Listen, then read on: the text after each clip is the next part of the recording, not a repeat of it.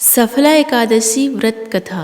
भगवान श्री कृष्ण के श्रीमुख से मोक्षदा एकादशी की व्रत कथा सुनकर धर्मराज युधिष्ठिर ने कहा, हे केशव, आपके श्रीमुख से मार्गशीर्ष मास के शुक्ल पक्ष की एकादशी मोक्षदा एकादशी की कथा और उसका महात्म्य सुनकर मैं तृप्त हो गया और अब मैं पौष मास की कृष्ण पक्ष की एकादशी के बारे में जानने को इच्छुक हूँ। इसलिए आप मुझे इस एकादशी के बारे में बताएं कि इसे किस नाम से संबोधित किया जाता है, इस एकादशी व्रत का महात्म्य क्या है और इस एकादशी के व्रत से किस फल की प्राप्ति होती है।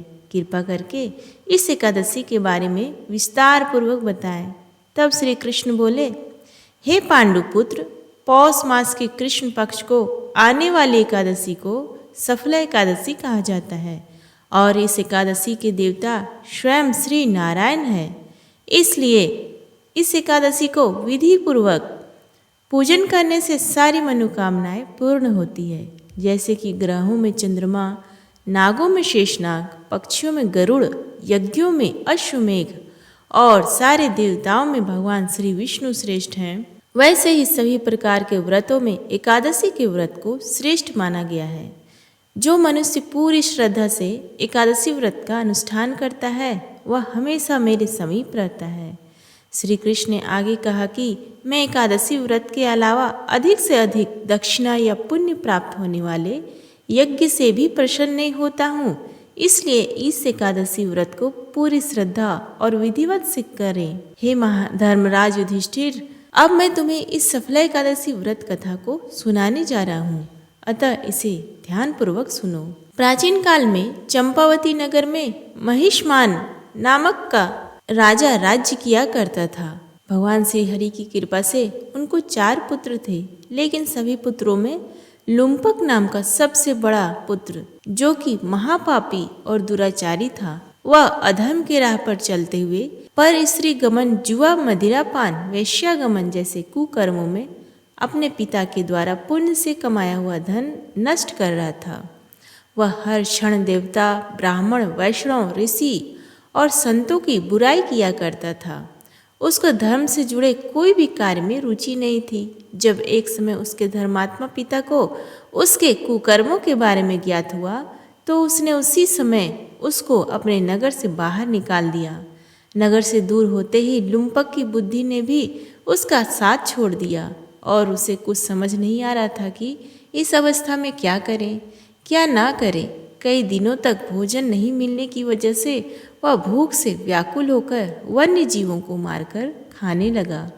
इसके साथ ही धन को पाने के लिए वह अपने ही नगर में जाकर रात्रि में चोरी करता और नगर के निर्दोष मनुष्यों को परेशान करके उसे मारने का महापाप करने लगा। कुछ समय पश्चात सारी नगरी उससे भयभीत होने लगी। निर्दोष वन्य जीवों को मारकर उसकी बुद्धि कुपित हो चुका था। कई बार राजसी सेवकों और नगरजनों ने उसे पकड़ा भी, किंतु राजा के भय से उसे छोड़ दिया करते। वन के बीचों बीच एक बहुत पुराना और बड़ा पीपल का वृक्ष था। यह पीपल का वृक्ष इतना पुराना था कि कई नगर के वासी इसे भगवान के समान पूजा करते थे। तो वही लुम्पक को इस बड़े वृक्ष की छाया बहुत आनंद दिया करती थी, इसलिए वह इसी वृक्ष की छाया में दिन व्यतीत करने लगा। इस वन को लोग देवताओं की क्रीड़ा स्थलों भी मानने लगे। कुछ समय पश्चात आने वाली पौष मास के कृष्ण पक्ष की 10वीं तिथि की रात को लुम्पक वस्त्रहीन होने के कारण, ठंड ऋतु के कारण पूरी रात सो नहीं सका, जिसके कारण उसके शरीर के अंग जकड़ गए थे। अगले दिन एकादशी थी और सूर्योदय होते होते वह मूर्छित हो गया, लेकिन दिन के मध्याह्न के समय ही सूर्य की गर्मी से उसकी मूर्छा दूर हुई। बहुत दिनों से भोजन नहीं मिलने और रात्रि जागरण के कारण से वह बहुत कमजोर हो गया था। फिर भी वह गिरता संभलता भोजन की तलाश में वन को निकल पड़ा। कमजोर होने के कारण उसकी स्थिति ऐसी नहीं थी कि वह किसी वन्य जीव को मार सके। इसलिए वह वृक्ष के नीचे गिरे हुए फलों को इकट्ठा करके वह फिर उसी बड़े पीपल के वृक्ष के नीचे बैठ गया। तब तक सूर्यास्त होने को था। आज एकादशी के महापर्व पर उसने अनजाने में व्रत हो गया था। बहुत दुख के वजह से लुम्पक अपने आप को भगवान श्री हरि को समर्पित करते हुए कहने लगा, हे भगवान, आपके ही यह फल है, मैं आपको ही यह फल समर्पित करता हूँ, आप ही तृप्त हो जाइए। वह बहुत दुखी होने के कारण वो पूरी रात्रि सो नहीं सका। उसके इस व्रत से भगवान बहुत प्रसन्न हुए और सुबह होने से एक बहुत ही सुंदर अश्व सुंदर परिधानों से सुसज्जित उसके सामने आके खड़ा हो गया। तभी उसी पल एक आकाशवाणी हुई, हे राजपुत्र, श्री नारायण की कृपा से तुम्हारे सभी पापों का नाश हो गया है। अब अपने राज्य अपने पिता के पास लौटकर उनसे अपना राज्य ग्रहण करो। आकाशवाणी सुनकर लुम्पक प्रसन्नता के साथ सुंदर परिधान को धारण करके भगवान श्री हरि का जयकारा लगाते हुए वह अपने राज्य को चला गया। और वहाँ राजा को इस बात का विश्वास हुआ तो उसने अपने पापी पुत्र के पाप नष्ट होने पर राजा ने उसे सहर्ष स्वीकार करते हुए अपना राजपाट उसे सौंपकर खुद वन की ओर प्रस्थान किया। अब लुम्पक भी शास्त्र के अनुसार राजपाट चलाने लगा और उसके सारे परिवार के सदस्य पुत्र स्त्री सहित भगवान श्री हरि के परम भक्त बन गए।